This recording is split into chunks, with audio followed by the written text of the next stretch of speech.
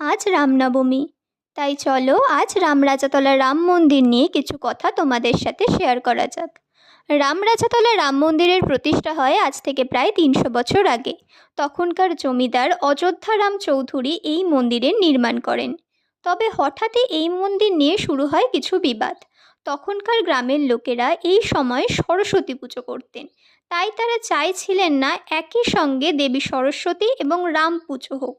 অনেক বিতর্কের পর সিদ্ধান্ত নেওয়া হয় এই স্থানে রাম মূর্তি থাকবেন, তবে তার মাথার উপরে থাকবেন দেবী সরস্বতী। তবে থেকে আজ পর্যন্ত এই একই ধরনের মূর্তি গঠন করা হয়, যেখানে রাম সীতা ছাড়াও থাকেন নানা দেবদেবী। এই পুজো শুরু হয় রামনবমীর দিনে এবং 4 মাস ব্যাপী পুজোর পর প্রায় শ্রাবণ মাসের শেষ রবিবার এই মূর্তি বিসর্জন হয়। তারপর 8 মাস প্রায় এই জায়গা একেবারেই নির্জন হয়ে পড়ে। তবে এই শূন্যতার কথা মাথায় রেখে কিছু বছর আগে শ্বেত পাথরের রাম মূর্তি প্রতিষ্ঠা করা হয়, যা আনা হয়েছিল রাজস্থান থেকে। 4 মাস ধরে চলে রাম মেলা, যা দেখতে দূর দূরান্ত থেকে মানুষ আসে।